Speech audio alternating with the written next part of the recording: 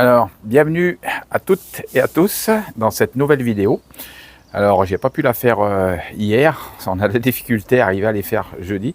En plus, il y a mon fils qui est tombé en panne de voiture, on n'a toujours pas la cause de la panne. Donc, il y a énormément de monde au garage et du coup, je voulais la faire remonter à la maison. Je l'ai fait remonter au garage. Il est tombé à 500 mètres, en panne à 500 mètres de la maison. C'est comme ça. Du coup, il avait son autre voiture qu'on devait vendre qui était en panne aussi. Il a fallu que je dépanne la voiture, que je bricole toute la voiture, refaire tout ce qui allait pas pour passer au contrôle. Il y avait beaucoup de choses. J'ai commandé les pièces, je l'ai fait moi-même, mais je pouvais pas faire les deux voitures à la fois. Oh, pas simple. Voilà. Donc, c'est pour ça que j'étais en retard pour la vidéo. Un peu de sport aussi. Voilà, je vous ai mis une petite sortie vélo VTT avec filmé avec ma GoPro. Voilà, pour ceux que ça intéresse, VTT c'est vraiment un super sport parce que c'est au milieu de la nature, on en fait quand on veut, on part quand on veut. En général, quand il fait beau, on essaye de trouver une plage horaire et puis donc 2 heures, 2 heures et demie, 3 heures de VTT et puis on est rentré quoi. Voilà, c'est bien.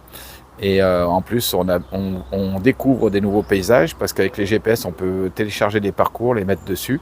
Et en fait, sur le GPS, l'avantage, c'est quand vous téléchargez, vous savez ce que vous allez faire. Si vous allez partir pour 30 ou 40 ou 50 km. Hier, j'ai fait 50 km, 900 mètres de dénivelé. Voilà. Mais voilà, donc vous savez d'avance ce que vous allez faire et ce qui vous attend. Et même, il y a les côtes qui s'affichent, si elles sont rouges, noires. Si vraiment il y a des côtes dures, ça vous le marque aussi. C'est le gros avantage du GPS. Je vous ai mis un petit peu notre départ en vacances, les calendriers. Bien sûr, on pense toujours à notre petite Fiona qui nous attend au ciel. Et c'est sûr que des fois, on est pressé, on aimerait tant la serrer dans nos bras. Mais on ne le peut pas, ça c'est clair. Mais en tout cas, on sait qu'on l'aime vraiment, qu'elle nous manque énormément. Et écoutez, je vous laisse regarder cette vidéo. Je fais des gros bisous à Evelyne aussi. Et on va bien voir de ses nouvelles parce qu'on avait prié pour son mari. Je crois que c'est son mari, oui. Et puis Clémence aussi. Elle m'a appelé la semaine dernière, je crois. Voilà. J'aimerais bien avoir des nouvelles de Clémence. Et puis Justine. Gros bisous à Justine. J'espère que tu vas mieux, que tu prends la vie du bon côté. Voilà, enfin, on t'avait dit aider pour justement pour marcher sur le chemin. Voilà, le bon chemin pour que tu puisses être guéri de tout ça.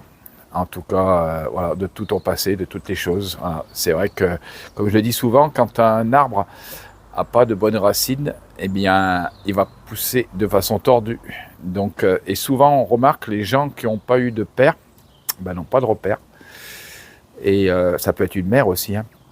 Une mère abusive, des gens qui ont vécu des choses traumatisantes dans leur enfance, eh bien, ont des problèmes après, parce que quelqu'un qui n'a pas eu d'amour de son père ou sa mère, eh bien, derrière, ça va provoquer des addictions. Voilà. Et ça peut être l'alcool, ça peut être la drogue, le sexe, enfin, il y a tellement de choses où notre cerveau peut s'imprégner des bonbons un petit peu, c'est comme des bonbons. Voilà. En fait, notre cerveau, il dit ça c'est bien, mais en fait, des fois, ce qui est bien nous détruit et puis nous attache, nous lie, nous oblige à revenir, voilà, à revenir et à refaire et ainsi de suite. Et là, ça crée une addiction et une dépendance. Et après, quand on est guéri de l'amour, et pour être guéri de l'amour, souvent, faut connaître l'amour du Père qui est dans le ciel. Et ça, c'est quelque chose. Et c'est pour ça que les gens ont des fois des difficultés, parce qu'ils ont de la difficulté à reconnaître Dieu comme un Père. Et quand ils ont eu un Père terrestre qui n'a pas été bon, ou une mère, ils ont de la difficulté à voir qu'il y a un Père qui les aime. Mais c'est pas le même amour du tout. C'est un amour qui est inconditionnel. C'est-à-dire que tu peux insulter Dieu, tu peux l'avoir maltraité, tu peux l'avoir rejeté, mais lui, ça n'empêche pas qu'il pourra t'aimer et il t'aimera. Il nous aime tous du même amour, sauf que le fait de le rejeter, on se prive de cet amour. Alors c'est ce que je vous invite à faire sur cette chaîne, à ne pas vous priver de l'amour de Dieu. Voilà. Et quand on connaît l'amour du Père, en fait, il vient nous délivrer des choses qui manquent sur notre vie. Donc ces racines qui ont mal poussé, il les réalimente pour que, comme moi il a fait sur moi, on a tous des faiblesses, on a tous été traumatisés, blessés, et Dieu vient guérir, Jésus vient guérir nos blessures, nos échecs. voilà, et nous faire repartir. Alors tout se fait pas d'un coup. Je connais des personnes, et ben ça s'est fait peut-être en une soirée, beaucoup de choses qui se sont faites en une soirée, mais c'est un processus, voilà. Et comme je le dis souvent, en même temps qu'il y a la guérison, il y a un processus qui s'enclenche entre nous et Dieu. De ce fait, et bien en fait, ça nous permet de grandir avec Dieu, de grandir avec le Seigneur, et du coup, Dieu en même temps nous guérit, nous touche et nous libère et nous prépare pour l'endroit où il veut que nous servions. Voilà, donc c'est cette petite pensée que je voulais vous laisser sur cette chaîne. En tout cas, on vous aime. Si vous avez besoin, on est là aussi pour vous appeler. Laissez votre téléphone avec le mail. Mon mail, vous l'avez. Et puis, comme ça, vous pouvez me contacter et moi, je vous rappelle. Et puis, on peut discuter ensemble. Voilà, et vous aider. S'il y a une personne qui est malade, priez pour cette personne. Voilà, donc on est là pour ça, pour s'aider les uns les autres. C'est une chaîne d'entraîne. Je fais un gros bisou à Philippe aussi. Je ne sais pas s'il est rentré d'Afrique, mais on l'attend toujours. J'espère qu'un jour, nos yeux le verront. Voilà. Eh bien, on vous fait des gros bisous. Je vous laisse regarder cette vidéo. Il y a un peu de tout, comme d'habitude. Il y en a pour tout le monde. Voilà. Comme ça, tout le monde s'y retrouve. Et puis, je vous présente le calendrier 2025 avec une belle image. Alors, il se présente comme ça. Vous avez un feuillet chaque jour. Par exemple, ici, c'est « Seigneur, auprès de qui irions-nous ? Tu as les paroles de la vie éternelle. » Et puis, il y a un petit témoignage après, recto verso. Donc, vous passez de l'autre côté et vous avez le témoignage de l'autre côté d'une personne qui a vécu quelque chose avec Dieu. Voilà, donc pour tous ceux qui sont intéressés, on vous le redira. Je vous laisserai mon adresse mail. Donc, on va refaire comme les autres années parce qu'on a eu des problèmes l'année dernière. Parce qu'en fait, on envoyait dans les mondiales relais à nos frais, et puis finalement, les gens n'allaient pas le chercher, ou ne pouvaient pas, et du coup, ça nous revenait, donc il fallait renvoyer. Donc je pense que cette année, ce qu'on fera, vous payerez le port, je crois que ça va être autour de 5 €, pas très cher, et on vous envoie le calendrier gratuitement sur la chaîne de Fiona. C'est le cadeau qu'on vous fait pour cette nouvelle année 2025. Donc on vous redira tout ça. Et puis, je vais mettre en place la procédure. Et puis, après, comme ça, vous n'avez plus qu'à nous envoyer 5 € pour payer le port. Et nous, on se charge de vous envoyer le calendrier gratuitement. Avec votre adresse, vous le recevrez directement chez vous. On vous dira tout ça. Alors, ça y est, j'ai enfin fini le tableau à quelque chose près. Ça y est, on est au bout. Bon, il est grand, hein. Regardez par rapport à ma main. Hop, elle est petite là. Et il fait au moins 80 cm, ouais, bien tapé, par 70. Voilà, c'est une crique. Ça me faisait envie de peindre ça, donc j'ai trouvé sympa. Voilà, il y a une petite chapelle en haut, c'est sympa comme tout. Voilà, je vous fais visiter. Avec bien sûr la petite croix en haut qui brille au-dessus de la mer, qui représente ce qui est salé, ce qui est du monde, de ce monde. Voilà. Et Dieu domine toujours sur nos vies, même si vous ne le voyez pas, mais il est là. Il attend juste que vous lui ouvriez votre cœur. Voilà.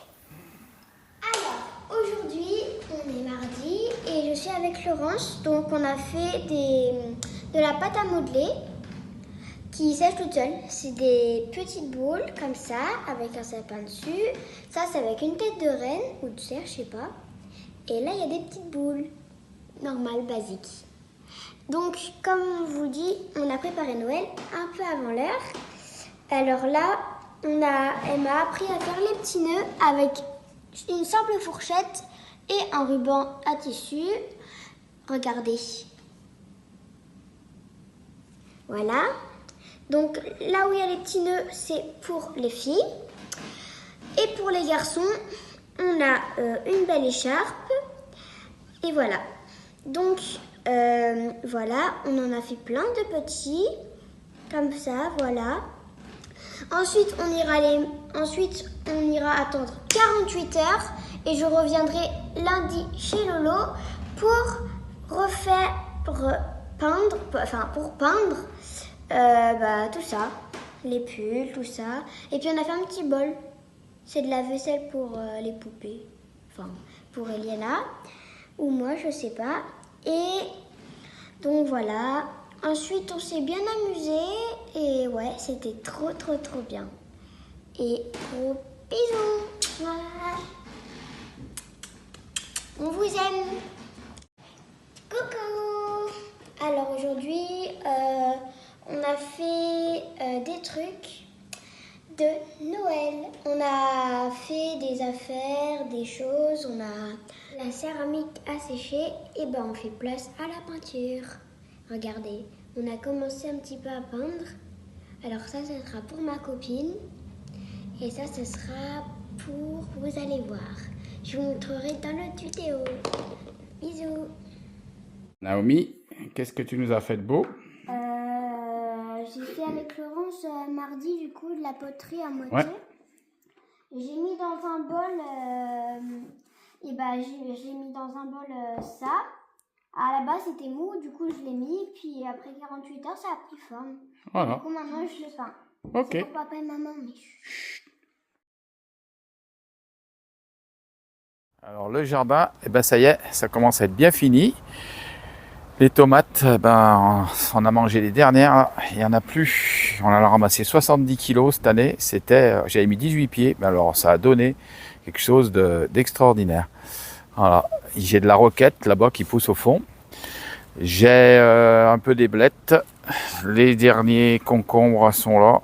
Il en reste un ou deux ici. Des petits concombres, c'est tout ce qui reste. Pas concombre ou le poivron, ça va pas mieux. Après, des blettes. Il y a ici de la roquette, un peu les pommes de terre. Ça y est, on a fini de les ramasser. Les rosabelles. Pardon. Il reste des carottes rouges. Voilà, l'avantage du déshydrateur, c'est que les carottes rouges, par exemple, je vais les déterrer, je vais les couper en rondelles et je les mets au déshydrateur. Ça fait que vous pouvez les mettre dans les salades après. Donc alors c'est cassant comme produit, mais vous pouvez les mettre dans les salades. Tranquille, et ça vous évite justement d'avoir à peler des carottes rouges et puis même vous pouvez les réduire en poudre aussi et les répandre dans une salade. C'est pareil que c'est super bon. Alors, je vais tester, ça évite de jeter parce que ça après on l'utilise pas. Quand vous avez des tomates c'est pareil, comme cette année on avait des tomates en grand nombre, et ben du coup on n'a pas pu les utiliser, on en a donné plein. Voilà, c'est un gros avantage. Ah, j'avais mis des kiwis. Alors il y en a un qui est mort, mais il faut une femelle et un mâle. Et je crois, je sais plus si c'est la femelle ou le mâle, je sais pas comment on les reconnaît. Si vous savez, vous me direz.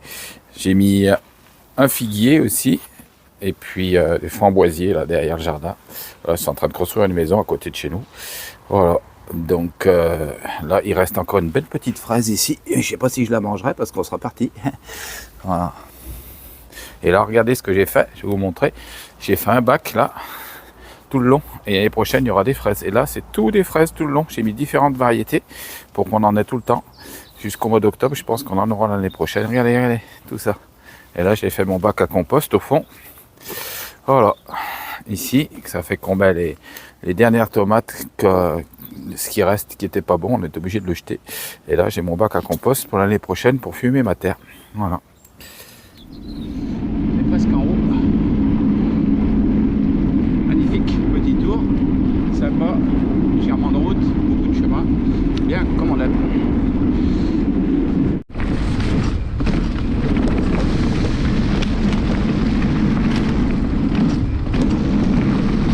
Hop, bonjour.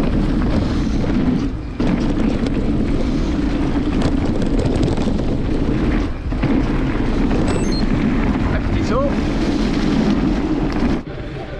Eh ben, il y a des bonnes montées quand même. Mal aux cuisses.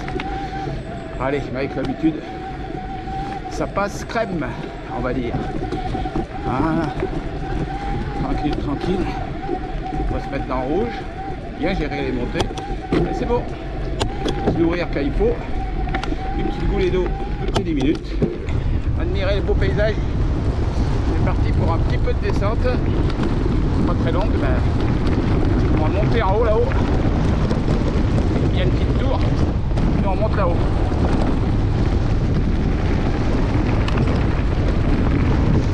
Ouais, puis hop là.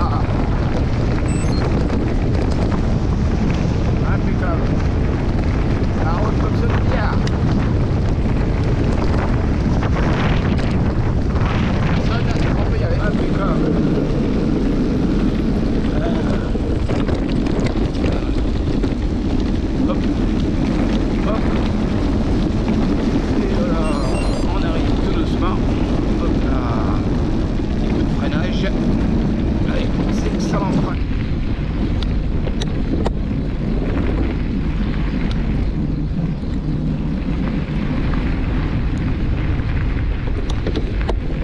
fois des chevreuils. Et une fois, il y a un chevreuil qui m'a démarré juste devant le VTT, il a sauté, il a eu peur. Voilà. Hop. Allez. C'est parti. Pour un petit peu de descente avant la prochaine montée. On commence à faire frais, ça c'est couvert.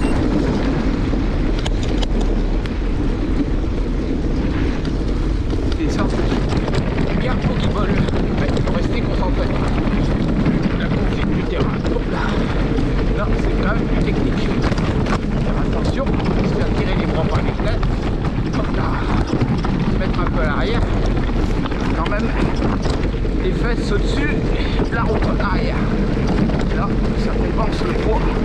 Évite de partir en avant. Donc on va se mettre sur l'avant. Hop là. Allez, belles ornières comme ça sur l'envol. Voilà. Allez, c'est parti. Hop. Hop. C'est parti. On enchaîne. Voilà. Nickel. Hop. Hop. Hop, hop, hop, hop, hop. Allez. Hop là. Là, c'est un peu technique, mais ça va passer. Vous allez voir. Ça passe crème avec la Fox 36. Traité Kashima. C'est le top des tops. Cette fourche est extraordinaire. Elle encaisse tout. Mais il faut quand même pas abuser. Comme là, par exemple, c'est un peu chaud pour passer. Mais on va passer sur le côté, sauter l'ornière. Ça y est, c'est l'heure du départ. Bientôt. On a une soirée ce soir avec Saïd Oujibou. Je vais essayer de faire une petite vidéo pour... c'est un ami à moi qui vient, qui fait des woman shows. Et du coup, là, on part au Portugal, dans le sud du Portugal, en Algarve. Mais on va passer à Nazaré. Je vous ferai tout ça si je peux. Ça va pas être simple. Voilà. Et donc, c'est parti pour les valises. Alors, je voulais vous présenter ce que j'ai acheté. J'ai investi dans un déshydratateur. Alors, déshydrateur, excusez-moi. Je sais pas pourquoi, j'ai dit toujours ça. En fait, c'est quoi? Ben, c'est un appareil, en fait, qui a une ventilation au fond, je vous montre, et qui chauffe. Alors, ça, c'est une petite résistance, ça consomme pas énormément par rapport à un four. L'avantage, c'est que vous le laissez, et puis il sonne quand c'est fini. Alors, selon, bien sûr, ce que vous allez mettre, c'est-à-dire si c'est des choses qui sont très humides, comme des tomates, vous pouvez faire des tomates séchées. Alors, moi, je l'ai expérimenté avec des champignons. Donc voilà, vous mettez vos champignons, il y a des rayons, moi il y en a 11. Vous mettez vos champignons, c'est des petites clayettes. Alors il y a des clayettes qui sont trouées. Du coup, celle-ci, vous les glissez ici, là, et hop, ça va vous fermer la porte. Et après, vous mettez votre temps de séchage. Et quand c'est sec, vous regardez, faut tourner le plateau de temps en temps. Voilà.